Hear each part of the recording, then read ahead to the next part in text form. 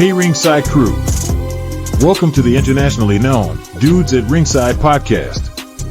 And now here's your host, Joe, Panther III. Hello there, wrestling fans. Welcome to another episode of the internationally known Dudes at Ringside podcast. I am Joe Panther III. And today, Ringside crew, we are in the middle of 2025. And I have a young lady on that is doing some awesome things. Let's give a warm Dudes at Ringside welcome to Revna. Welcome to Dudes at Ringside, Revna. Welcome. Thank you. How are you doing tonight? I'm good. Just wearing my tattered, my mom made me this fun Dudes at Ringside hoodie that I get every time I get stopped, and they're like, how can I get myself one? And I look at my mom and she goes, don't make me have to break my foot off where you're at. Okay, Mom. Bye. I'm good. And just now season 4 of this awesome podcast, and it's been a journey. 4 years of Dudes at Ringside, and I can't wait to see what happens in 2025 and this year. And so, less about me, more about you. If my American-based East Coast wrestling fans are not familiar with you, introduce yourself. My name is Revna. I wrestle as a Viking. I make kids cry. I scream a lot. I am known for my scream. That is, when people talk about Revna, it's that battle scream that I come out with. So, what got you into professional wrestling? When I was a small town girl, and I always watched wrestling on the TV, WWF back then. And I never really thought of wrestling back then because I only knew about what was on TV. I didn't know about indie wrestling until about 7 years ago is when I found out about indie wrestling. I went to my first indie show. It was October. It was a Halloween show. And it was so chaotic. There was weapons everywhere. There was like wrestlers being pushed in shopping carts. There was this table that like they couldn't break. They kept trying to slam each other through this table. It wouldn't break. Like no matter what they did to this table, it just wouldn't break. And I just sat there and I was like, I felt like I fell in love with it. And I was like, I need to do this. I have to do this. So a year later, found out that there was a school where I had moved, and I started training. Was it a deathmatch show you were at, or a regular wrestling show? Pardon? Was it a deathmatch show you were at, or was it a regular show? It was like a regular show, but I guess like it was like Halloween, and there was like this one match where they were like the fans bring the weapons. So I think it was main event. I think that was the main event. So like everything else was kind of like regular wrestling, and then that one was just like this big match. There's like so many wrestlers involved. It was crazy. Oh wow! I all I could think is must have been a death match, because you don't really see fans bringing. Is I joked with one of my people, someone I knew back in the day, that we're going to a show, and I was like, oh, I'm gonna bring thumbtacks, and my friends were like, no, you're not. And I'm like, but it's gonna be a crazy. No thumbtacks, Joe. No thumbtacks. I'm like, all right, no thumbtacks. So once you found this school, like, how long did it take you to be ready and like know this was for you? I think after like the first day of training, like I had this rush, and I just knew it was something that I was going to stick to. Like the first day was hard. Learning bumps in that. I took a bump and I kind of bumped my head a bit, which was not fun, but I definitely learned how to tuck my chin after that. But even going home sore, I just knew that I wanted to do it. Like that was it. My mind was made up. I was going to stick to it, and I was going to do whatever I needed to do in order to get where I wanted to be. Yeah. Well, the Wu-Tang Clan has the best phrase ever: "Protect your neck." Like, Yes, yeah, that's a good one.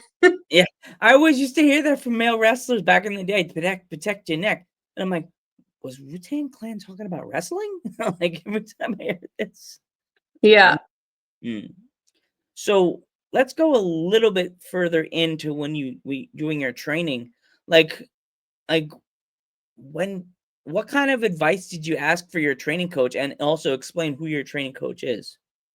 Right now I train at I'm off right now due to injury, but I usually train at Off the Rope Studio. And Vanessa, who is known as Sabrina Kyle, and Jeff um, are my trainers. And I've been a few other places. I've been in Buffalo before training, which was a really cool experience. Yeah.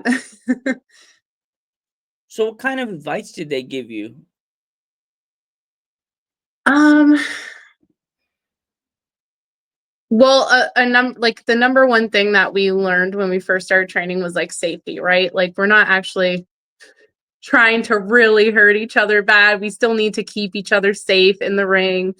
Um, be more confident. That was a big thing that I've always been told is my confidence, and not to be too scared, because I've always been referred to as like the mom of wrestling. I kind of get a little bit worried about people. I don't want to hurt them, and like I am a mother, so like that part kind of comes out when I'm training. Um, Yeah. so what kind of rehab have you been going through with your injury? I dislocated my shoulder at the end of September on a sit out spine buster. Oh no.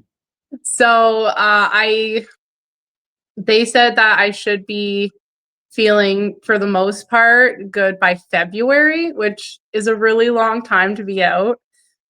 Um so I've been going to the gym almost every day, still doing my cardio like my specialist just told me. I'm still doing rehab, doing the movements I'm supposed to be. And it's not my first injury, but it's definitely been I think maybe the longest recovery so far that I've had to endure.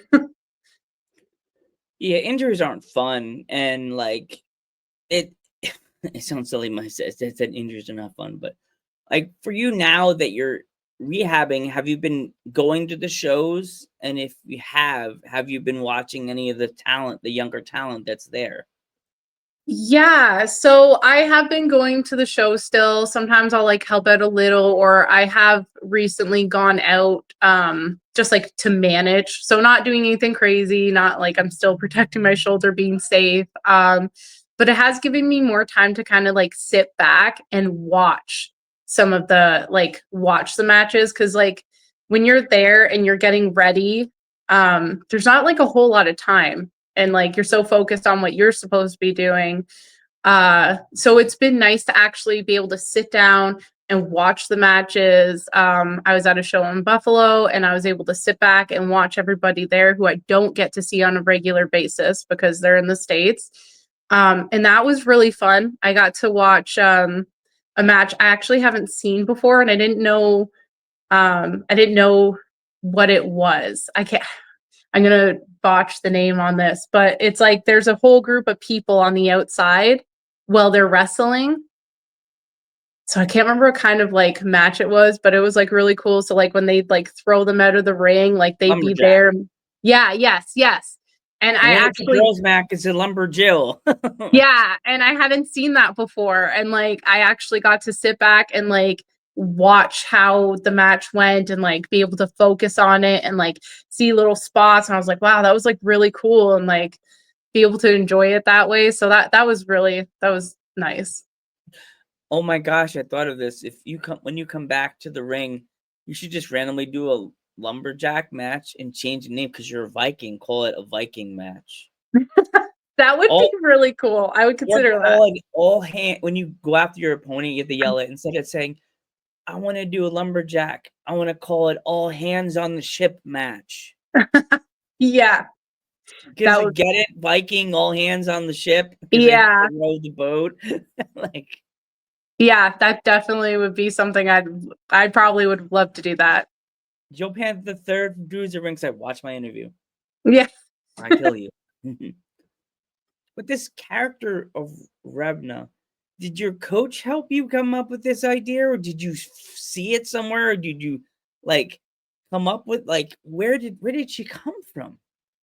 I when I first started wrestling, I was kind of lost with where like gimmick wise. I didn't know, and I think that kind of made it a bit harder while training as well because like I didn't know who I was. I didn't know like how I should be other than like going through the motions and learning the moves and stuff. Like add that little flair that makes it like, personalized like to you and like add that little extra like oomph to it. And one day, I don't know what it was, but it just like clicked.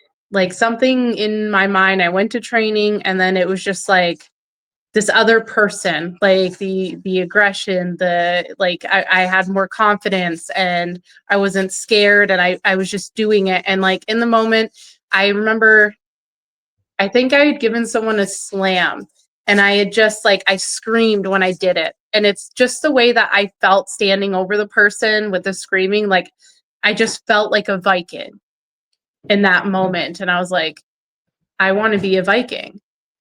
And I originally came up with the name Freya because I like the name. Um, but somebody else had that name that ended up on TV, and I was like, I'm like, I don't want the same name. Like, I know it's spelled different, and I was still feeling a little like I didn't know exactly who I was as a Viking. And then I had seen the name Revna, which means raven, and I don't know. I just like it felt right. And I had used it. I came out in a practice match while we were training and we were using it. And I'm like, it just felt like this is me. This is who I'm supposed to be. When did it like when your first match, did you have the whole gear down, or did you just went ad libbed and found something at a store? I kind of had the gear down, not to what it is now. Like I had a basic idea and I kind of mixed two ideas together. It was like not my favorite gear, but it was like the start of who I was, right? And I when to what it was before to what it is now, I've also kind of changed up my gimmick a little bit. So I used to come out in like almost look like a camo kind of looking one piece, and then I had like the skirt with the tassels. And I used like war paint like across my face. So most of my face was like covered. And now I kind of have this Raven Viking gimmick. So I have like I look more like half Viking, half Raven type thing is what I'm looking for. And it's definitely I do like it a lot more now than when I started, but yeah. Yeah. Some gimmicks are harder to like do. Like with your gimmick being like a Viking, did you have to go and look up Viking lore or like watch old movies with Vikings in it, or did you know what you wanted to do? I kind of knew what I wanted to do already. I love the show Vikings. So I'm kind of a fan. So I kind of already knew what I was going for, but I've learned along the way and I've seen kind of like differences and like how I do my hair, how I do my makeup, and like Revna has evolved a lot, and I feel like confidence also is like a big factor in the evolution of what I was before and what I am now. That was all you could think is you could have went back and watched some old 90s wrestling. He didn't last very long in the WWF, but do you remember the Berserker? Yes. All I could think is Huss, Huss, Huss, Huss. Yeah. Like, did you ever think of going that route? Have like we're like one of those tasseled kind of shirts with the fur on the shoulders and the horns? I thought about it, but because I wanted to do more of the like the Raven Viking gimmick, I'm more like instead of like the fur, like the traditional like Viking stuff, I wear like feathers. I wear like a harness with feathers. I do my makeup now where it looks like my eyes are like wings, and I wear like a black contact and stuff. So, and I kind of do it as like half my face kind of looks more like war, like raven Viking. The other one's like a more like a lady Viking Mm. that I try Okay. to do. So it's like almost kind of like a split personality, I guess, in a way. I get you. I get you. So if you could start your own Viking stable, is there anybody that would be worthy of joining? Like who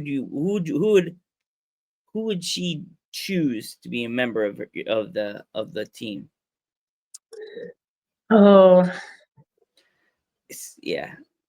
Since that's Survivor Series is still fresh in our minds and our hearts, who would be on your Survivor Series War Games team? oh man, that one's a hard one. I might have to think about. You know what? I think someone, if like I were able to choose somebody, like anybody, Yeah, um, it's Forbidden Door style. We're not only talking about indies. We're going. There's so many doors right now. They're sitting in front of us, going, "Eeny, meeny." Like, yeah, I think there's two wrestlers specific, and like one that I've watched for a very long time. Um, Jordan Grace. mm. I was watching some of her clips recently, and I'm just like, oh my gosh, like, first of all, she's ripped. Like, Oh, she's scary as muscle. I would. That's when Joe runs the other direction. Like literally yeah, goes, no. she's like, and I've watched her go like her transformation from where she was a few years ago to where she is now, and like even like in like her in ring, like her agility, like she's so like she's quick, and she's like some of the stuff she does, I'm just like, wow, that was like really impressive. Like I just like I love what she's doing right now. So I would, if I had someone to pick, I'd definitely say Jordan Grace, Rhea Ripley. Like, I don't know anybody who doesn't like her. She's Yeah, like, she's pretty hardcore. I really like her. And I don't know if you've heard of Maxie Impaler. I met her at a show in Brooklyn.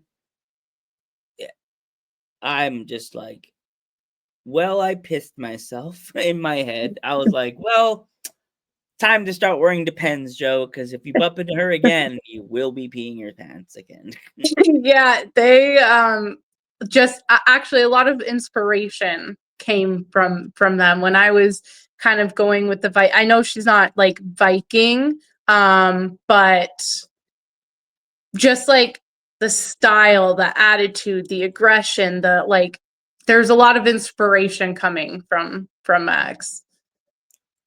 I interviewed last year Big Mama, which wrestled. Ooh, Do you know yeah. who that is? Yes, I do. Yes, I do. She's awesome. I love her. She actually sent me a t-shirt. She's such a sweet person. Shout out to Big Mama. How you doing? Yeah, she's awesome. I really like her.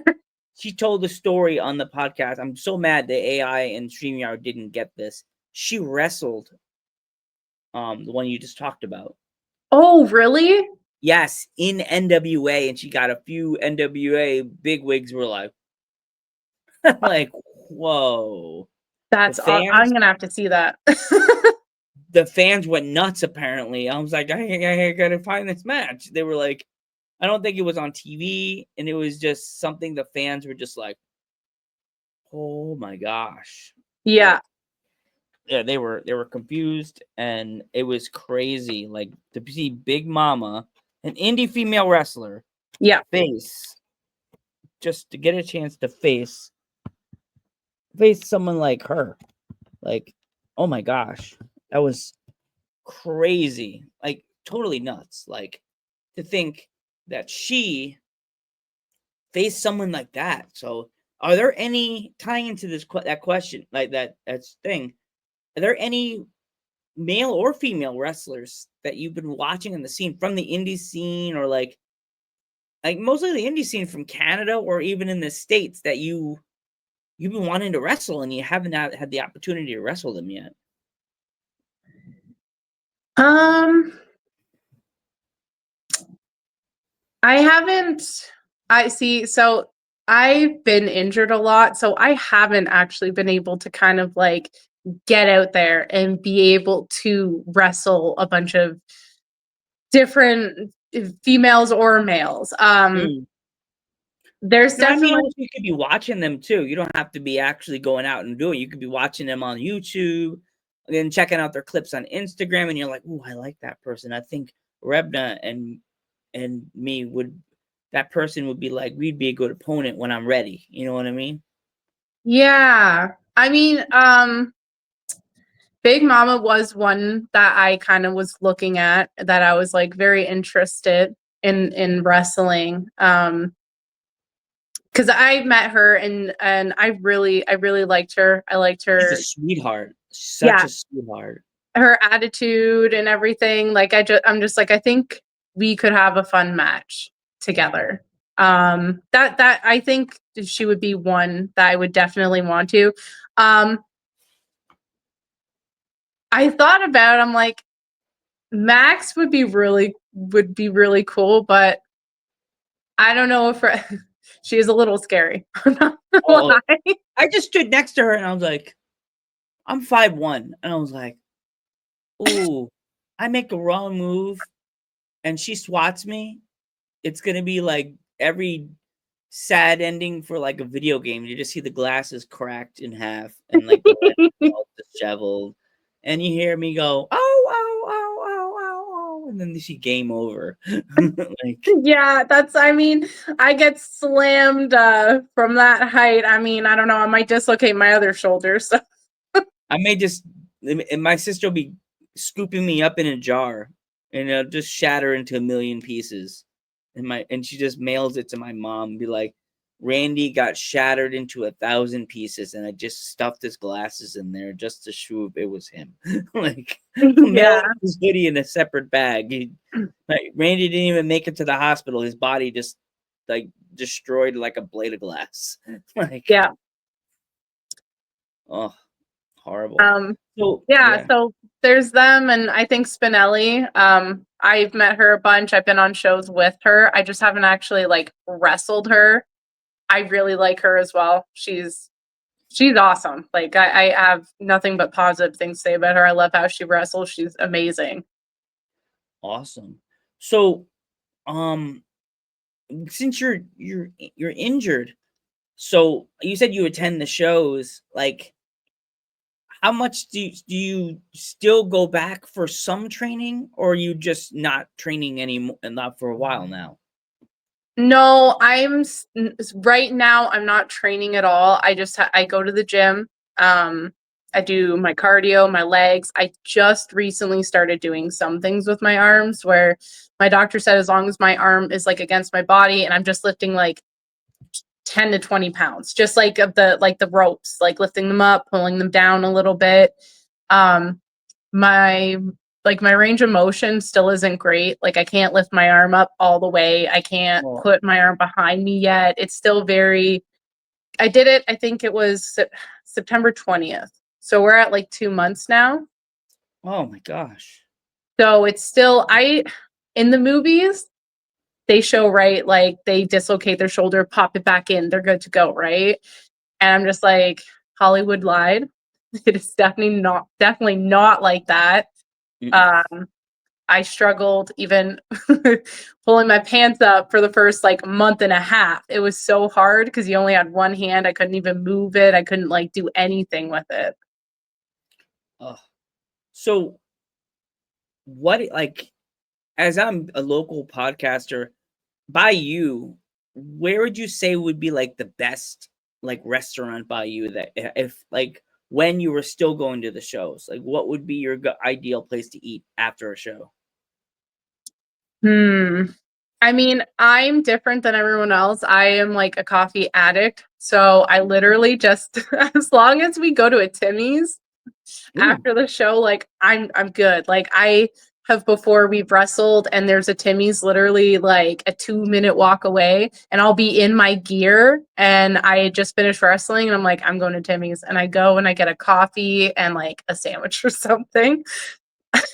okay. I'm I know about Buc-ee's because Buc-ee's is like everywhere, and everybody talks about Buc-ee's if you're from the South. Buc-ee's, a female wrestler that I interviewed, she was from Texas, and she was talking about Buc-ee's. And I don't know if you saw my intro, I have a young female wrestler named Mia Friday. She's wearing the Buc-ee's sweatshirt, and I had to post it on Instagram week below Buc-ee's. So tell us about Timmy's.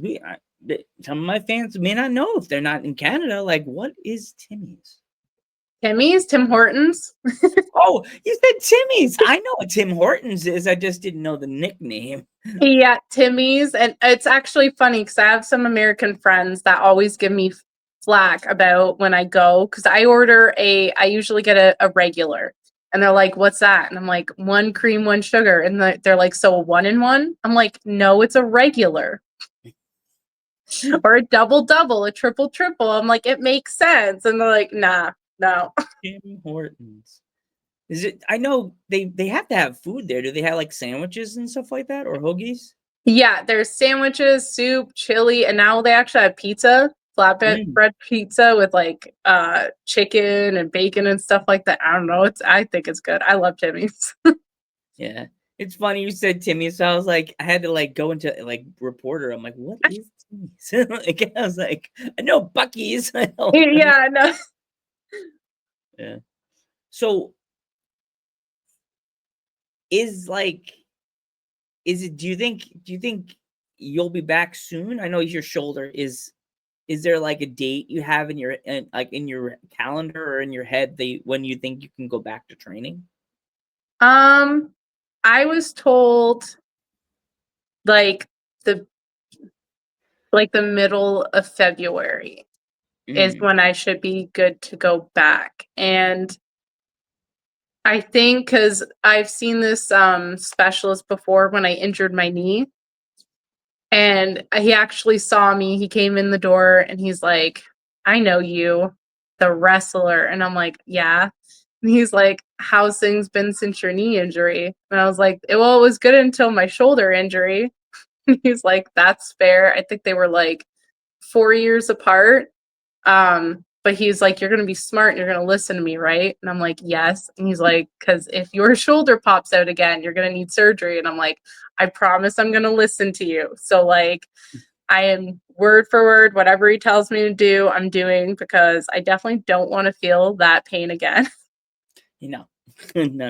It was I think I've broken bones before. I've torn stuff. I've done a lot of things, but I think dislocating my shoulder has been like, it was the most painful, and it was scary because when it happened, I heard a snap. So I thought I broke the bone up here. I didn't know it was dislocated at the time. And then we were at the hospital and it sat out for like 5 hours. It was terrible. I'm like, I don't ever want to feel that again. Oh, it just freaked me out when you said the snap. I was like, oh.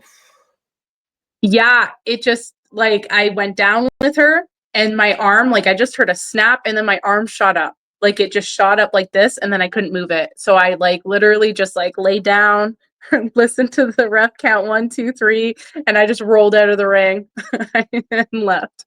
Oh, geez, with a limp arm, I'd be like, Daddy. And I'm like, I won at the cost of my shoulder, but I won.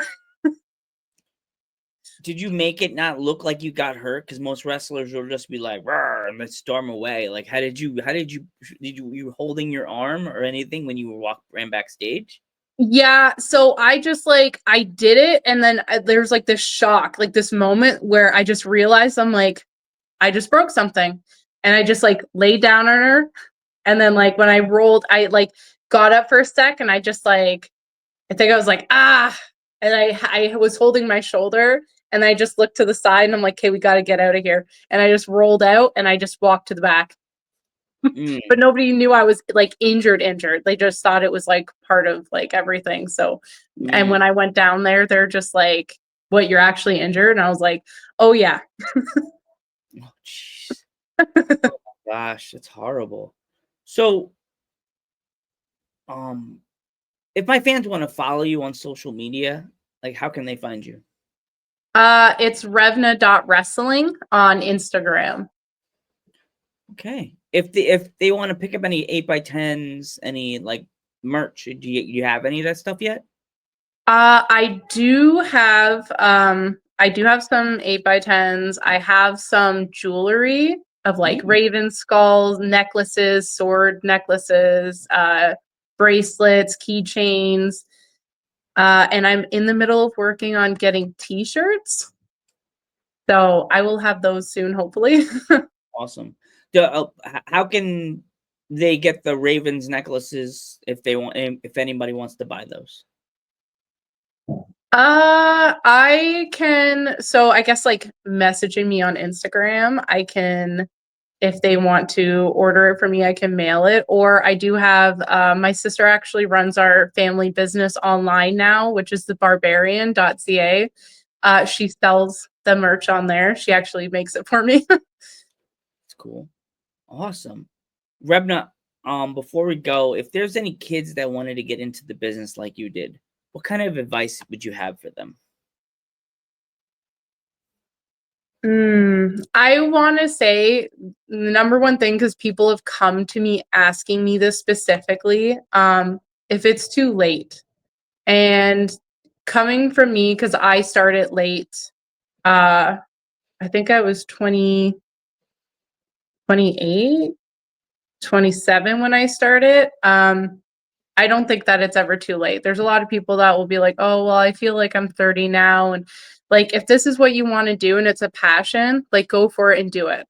And I wouldn't ever tell anyone, like, no, don't do it. Or, like, it can be dangerous, because I know that I've gotten flack as well sometimes from family. They're very supportive and understanding now, but where they didn't want me doing it. But I was very passionate about it. I still am. It's something that I love to do. And as long as you're safe, I just say, like, go for it. If you want to do this, do it. Just make sure you're safe. And if you ever feel uncomfortable with anything, you speak up and make sure you tell somebody that you don't feel comfortable with it, and keep yourself safe, right? Yeah. Revna, I want to thank you so much for coming on the podcast. I want to wish you a speedy recovery. Best of luck when you return to the ring, and good luck on your wrestling journey. Thank you so much. I'm Joe Panther III. And I'm Revna. Thank you. And we will catch you in the next one.